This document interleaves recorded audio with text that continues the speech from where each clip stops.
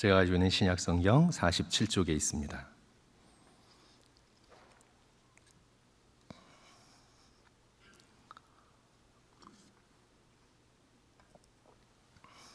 마태복음 26장 36절부터 50절까지의 말씀입니다. 이에 예수께서 제자들과 함께 겟세마네라 하는 곳에 이르러 제자들에게 이르시되 내가 저기 가서 기도할 동안에 너희는 여기 앉아 있으라 하시고 베드로와 세베대의 두 아들을 데리고 가실새 고민하고 슬퍼하사 이에 말씀하시되 내 마음이 매우 고민하여 죽게 되었으니 너희는 여기 머물러 나와 함께 깨어 있으라 하시고 조금 나아가사 얼굴을 땅에 대시고 엎드려 기도하여 이르시되 내 아버지여 만일 할만하시거든 이 잔을 내게서 지나가게 하옵소서. 그러나 나의 원대로 마시옵고 아버지의 원대로 하옵소서 하시고 제자들에게 오사 그 자는 것을 보시고 베드로에게 말씀하시되 너희가 나와 함께 한 시간도 이렇게 깨어 있을 수 없더냐. 시험에 들지 않게 깨어 기도하라. 마음에는 원이로되 육신이 약하도다 하시고 다시 두 번째 나아가 기도하여 이르시되 내 아버지여 만일 내가 마시지 않고는 이 잔이 내게서 지나갈 수 없거든 아버지의 원대로 되기를 원하나이다 하시고 다시 오사 보신즉 그들이 자니 이는 그들의 눈이 피곤함 일러라. 또 그들을 두시고 나아가 세 번째 같은 말씀으로 기도하신 후 이에 제자들에게 오사 이르시되 이제는 자고 쉬라. 보라 때가 가까이 왔으니 인자가 죄인의 손에 팔리느니라. 일어나라 함께 가자. 보라 나를 파는 자가 가까이 왔느니라. 말씀하실 때에 12 중에 하나인 유다가 왔는데 대제사장들과 백성의 장로들에게 파송된 큰 무리가 칼과 뭉치를 가지고 그와 함께 하였더라. 예수를 파는 자가 그들에게 군호를 짜 이르되 내가 입맞추는 자가 그이니 그를 잡으라 한지라. 곧 예수께 나와 랍비여 안녕하시옵니까 하고 입을 맞추니 같이 읽습니다. 예수께서 이르시되 친구여 내가 무엇을 하려고 왔는지 행하라 하신대 이에 그들이 나와 예수께 손을 대어 잡는지라. 아멘. 제럴드 맨리 홉킨스의 시 군인이라는 시를 보면 이런 식구가 있습니다. 우리의 왕 그리스도를 보라. 그분은 전쟁을 하시며 군인으로 사셨다. 저는 그 식구를 처음 읽으면서 정말 예수님께서 목수이지 않으셨던가 군인이셨나 하는 의문이 들었지만 예수 그리스도의 삶을 살펴볼 때 예수님은 참으로 군인이셨습니다. 인류의 죄와 전쟁을 벌이시고 온 세상을 어둠으로 몰아넣는 사탄의 세력과 전쟁을 벌이셨습니다. 태어나시자마자 헤롯이 보낸 군사들에 쫓겨 이집트로 피난 가셨습니다. 진정으로 예수 그리스도께서는 전쟁을 아시며 군인으로 전사로 사셨습니다. 에베소서 6장 12절 우리의 씨름은 혈과 육을 상대하는 것이 아니요 통치자들과 권세들과 이 어둠의 세상 주관자들과 하늘에 있는 악한 영을 상대함이라. 창세기 3장에서 아담과 하와의 타락 이후로 이 땅은 영적인 전쟁터가 되었습니다. 죄와 피 흘리기까지 싸워야 하는 그런 전쟁터가 되었습니다. 창세기부터 요한계시록까지 전쟁으로 가득합니다. 하나님의 나라와 그 나라를 거스리는 악한 세력 간의 전쟁으로 성경은 가득합니다. 영적으로 볼 때 온 우주를 통틀어서 가장 중요한 싸움이 벌어진 장소는 바로 겟세마네 동산입니다. 그리스의 운명을 좌우한 마라톤 전투나 대영 제국의 전성기를 열었던 워털루 전투와 비교할 수 없이 영원부터 영원까지를 가로질러 가장 중요한 싸움, 온 우주의 운명을 결정하는 가장 중요한 싸움이 벌어진 장소는 바로 겟세마네 동산입니다. 겟세마네라는 단어의 뜻은 오일 프레스, 올리브 즙을 짜는 곳이었습니다. 예수 그리스도의 몸이 짜여져서 땀방울이 변하여 핏방울이 되었습니다. 예수 그리스도께서 당신을 쥐어짜시면서 싸우셨던 곳, 그것이 바로 겟세마네 동산입니다. 그 싸움이 너무나 치열하여 하나님의 아들이신 예수 그리스도께서 고민하며 슬퍼하셨습니다. 제자들에게 부탁하셨습니다. 38절, 이에 말씀하시되 내 마음이 매우 고민하여 죽게 되었으니 너희는 여기 머물러 나와 함께 깨어 있으라. 이 싸움이 얼마나 치열한 싸움인지 우리는 예수 그리스도의 마음을 들여다봄을 통해 깨달아 알 수 있게 됩니다. 예수 그리스도께서는 이 싸움의 가장 앞에 서 계셨습니다. 성도 여러분, 여기서 이제 싸움이니까 진영을 좀 살펴볼까요? 우리 포메이션, 진영을 한번 좀 살펴봅니다. 36절 보시면 이에 예수께서 제자들과 함께 겟세마네라 하는 곳에 이르러 제자들에게 이르시되 내가 저기 가서 기도할 동안 너희는 여기 앉아 있으라 하시고, 그리고는 이제 따로 3명의 제자를 데리고 가셨습니다. 그들이 누구인가요? 바로 베드로와 요한과 야고보, 그렇죠? 3명의 제자를 따로 데리고 가셨습니다. 그리고 그들에게 나머지 제자들과 다르게 특별한 사명을 주셨습니다. 여기 머물러 나와 함께 깨어 있으라. 깨어있는 임무를 3명의 제자에게 맡기셨습니다.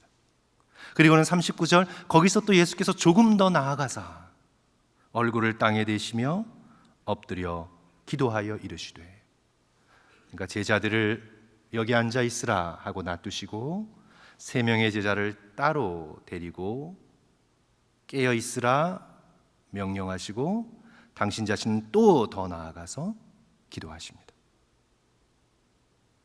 마치 창끝이 좁아지는 것처럼 예수 그리스도께서 가장 앞서서 성부 하나님의 뜻을 이루시기 위하여 처절한 싸움을 싸우고 계십니다. 이 싸움에서 예수 그리스도께서 치르셔야 하는 희생의 대가가 너무나 큽니다. 단지 육체적으로 십자가에 달려 죽어야 했기 때문에, 그런 고통 때문에, 육체적 고통 때문에 그렇게 심히 고민하고 슬퍼하신 것이 아닙니다. 예수님 이전에도 예수님 이후에도 십자가와 비슷한, 아니 어쩌면 그보다 더한 악형과 고문을 용감하게 견뎌낸 많은 사람들이 있었습니다. 예수 그리스도의 이 고민은 근본적으로 영적인 고민입니다. 고린도후서 5장 21절, 하나님이 죄를 알지도 못하신 이를 우리를 대신하여 죄로 삼으신 것은, 죄를 알지도 못하시는 순결하신 예수 그리스도를 우리를 대신해서 죄 자체로 삼으셨습니다. 지극히 거룩하신 하나님께서 제일 견디실 수 없는 것이 바로 죄입니다. 모래 한 알만큼의 죄도, 아니 원자 하나만큼의 죄도 하나님은 견디실 수 없습니다.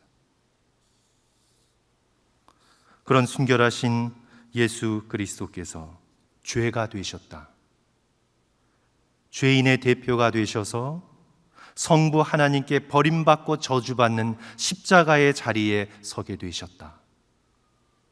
성자 예수 그리스도께서는 감히 상상할 수 없었던 그런 희생의 짐입니다.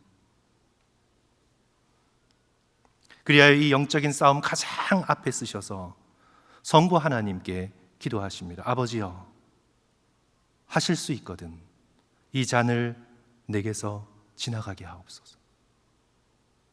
그렇게 기도하실 수밖에 없었던 정말 어려운 희생이셨습니다.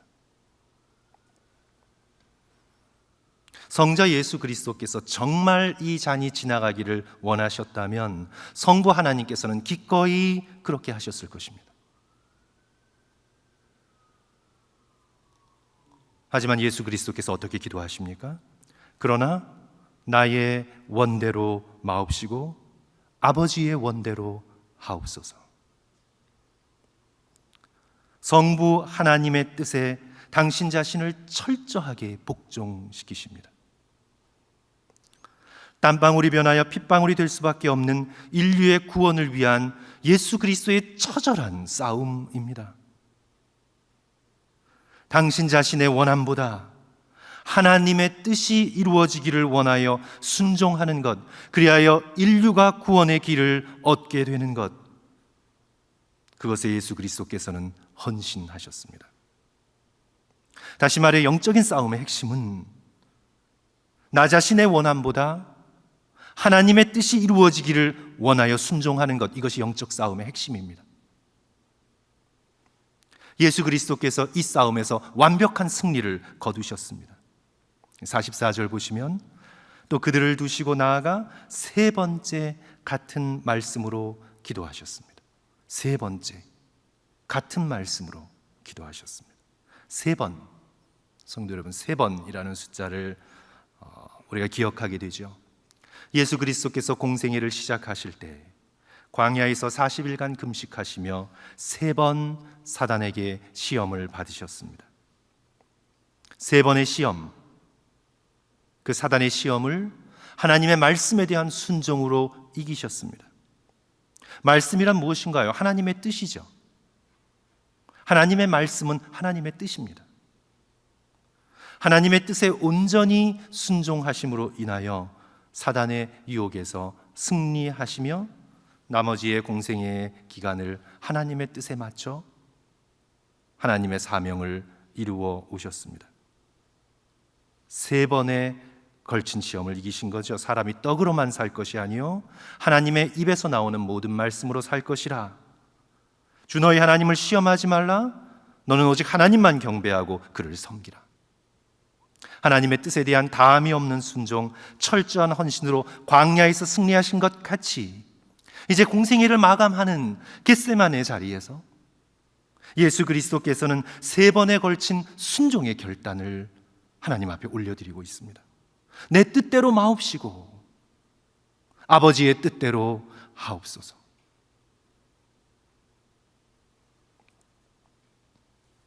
이 처절한 영적인 싸움의 현장에서 예수님께서 제자들에게 원하셨던 것, 이 영적인 싸움에서 가장 앞서서 창 끝에 그 자리에 서셔서 하나님의 뜻에 올바른 순종의 모본을 보이신 예수 그리스도와 같이 제자들도 영적으로 깨어 있기를 원하셨습니다. 38절 끝부분, 나와 함께 깨어 있으라. 40절 후반부, 너희가 나와 함께 한 시간도 이렇게 깨어 있을 수 없더냐. 41절, 시험에 들지 않게 깨어 있어라. 시험에 들지 않게 깨어 기도하라. 깨어 있으라. 깨어 기도하라. 육적인 욕망에 사로잡히지 말고 영적으로 깨어 있으라는 말씀이죠. 영적으로 깨어 있어 예수 그리스도께서 어떤 순종을 보이셨는지를 깨닫고 너희들도 육의 능력에 붙들리지 말고 영으로 깨어 각자에게 맡겨주신 영적인 싸움을 계속해서 싸워나가는 십자가를 따르는 제자들이 되라고 베드로, 요한, 야고보에게 대표하여 부탁하신 것입니다.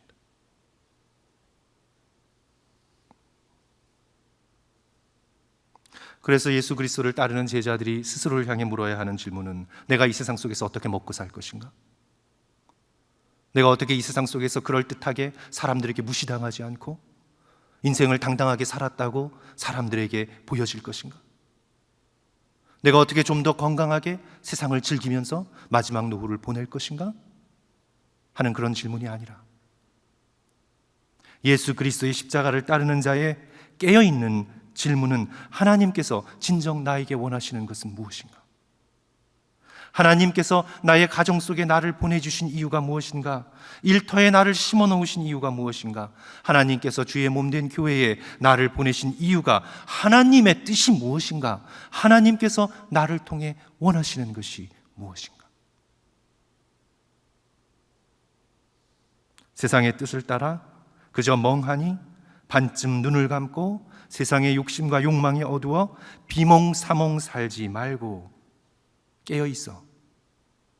하나님의 뜻을 분별하고 하나님의 편에 서서 예수 그리스도와 함께 영적인 싸움을 싸워 나가라고 예수 그리스도께서 제자들에게 부탁하시는 것입니다. 너희는 깨어 나와 함께 있으라. 시험에 들지 않게 깨어 기도하라. 제가 예를 하나 들겠습니다. 그냥 한 가지 예입니다. 성 어거스틴의 어머니 모니카는요, 아들의 영혼을 위해 흘린 기도의 눈물이 아들의 죽음을 슬퍼 통곡하는 여느 어머니의 눈물의 수백 배는 됐습니다. 아들의 영혼을 위해 기도한 그녀의 눈물은요, 자녀를 잃고 슬퍼하여 우는 어머니의 눈물의 수백 배는 되었습니다.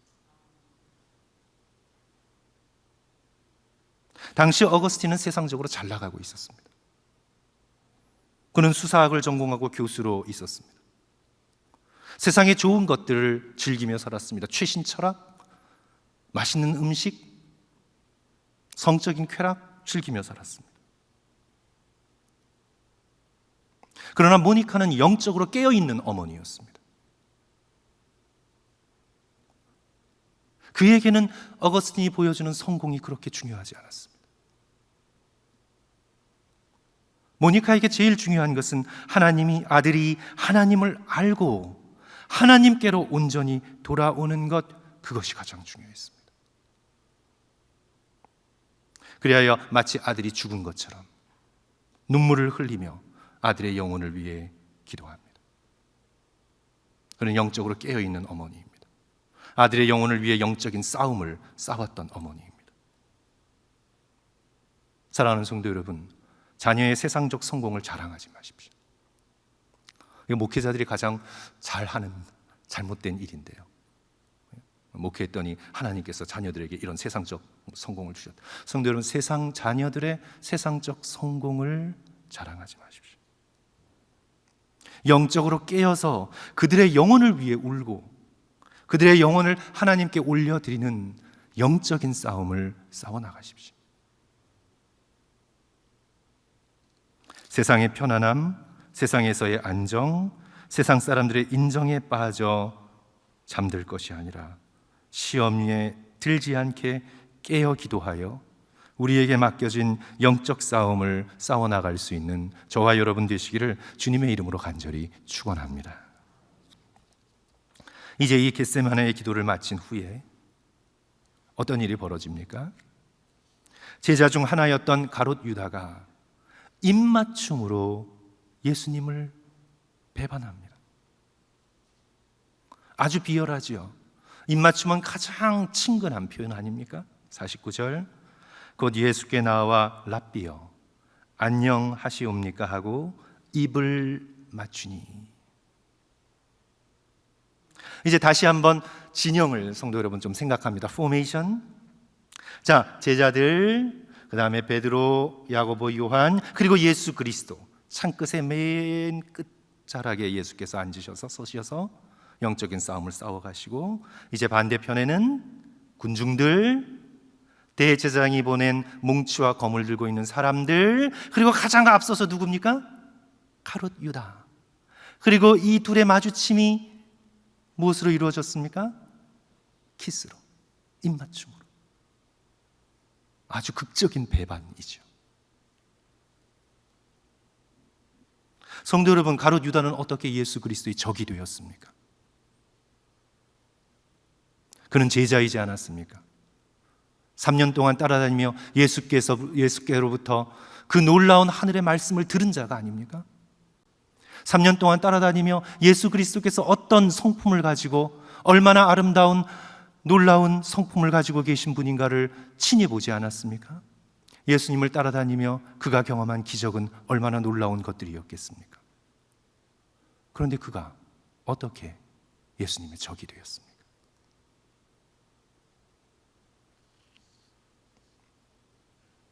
하나님의 뜻보다 자신의 뜻, 자신의 욕망을 앞세우게 될 때 그렇게 됩니다.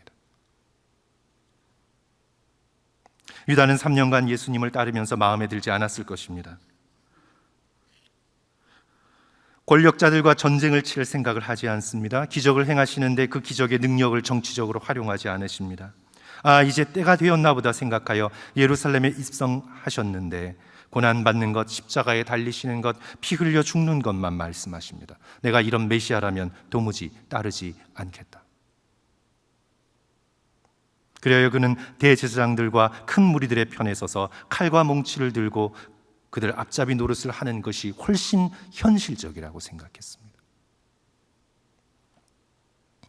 온 세상을 구원하시고자 하시는 하나님의 뜻보다 자신의 생각, 자신의 원함을 앞세우는 교만이 그의 마음속에 자리 잡고 있었습니다. 거기다가 그는 계산하는 사람이었습니다.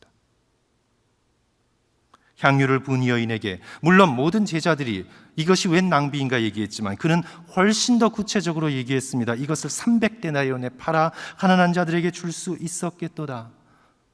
그가 가난한 사람들을 사랑해서가 아니라 요한복음 12장 6절 이것을 말함은 가난한 자들을 생각함이 아니요 그는 도둑이라 돈꾀를 맞고 거기 넣은 것을 훔쳐갑니다. 하나님의 뜻을 거스르는 교만, 계산, 돈에 대한 사랑,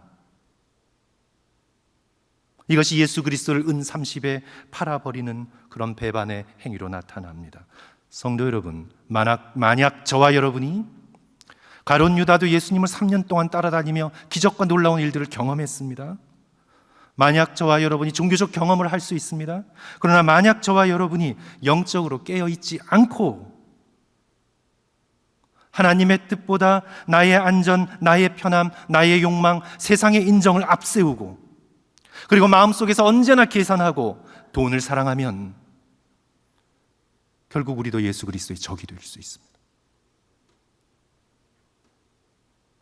교만과 계산하는 마음과 돈에 대한 사랑, 이것은 예수 그리스도와 정반대로 가는 길입니다. 결국은 재림주 예수 그리스도 앞에 죽음을 통과하여 섰을 때 예수 그리스도께서 나의 적이 되어 계실 것입니다. 그러므로 우리는 오늘 이 겟세마네 동산의 이 말씀을 통해 시험에 들지 않게 깨어 있어야 합니다. 영적으로 깨어 있어야 합니다. 하나님의 뜻을 분별하고 그 뜻에 순종하기 위해 우리는 깨어 있어야 합니다. 오늘 말씀을 마칩니다. 성도 여러분, 우리 모두 영적으로 깨어 있어서 하나님께서 우리에게 허락하신 영적인 싸움을 믿음으로 싸워나가고 세상의 가치관에 물들지 말고 나를 향한 하나님의 뜻을 구하며 그 뜻에 순종하는 깨어 예수 그리스도와 함께 기도하는 저와 성도들 되시기를 주님의 이름으로 간절히 축원합니다.